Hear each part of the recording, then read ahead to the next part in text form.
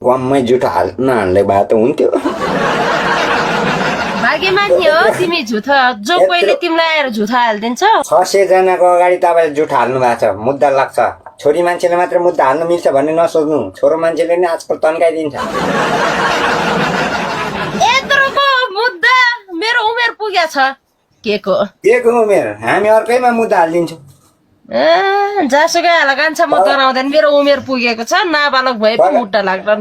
म नाबालक छ नि त, म गर्नेले लगेर मलाई जाँड खुवायो भनिदिन्छु। जात पाए नि रक्सी खाए नि हेर कान्छ मैले खुवाउने भनेको त्यही हो। अब हामी बाहुन छेत्री परेन दुध मोही खुवाउनलाई हेर कान्छ खुवाउने भनेको म गर्नेले त्यो जात रक्सी नै हो।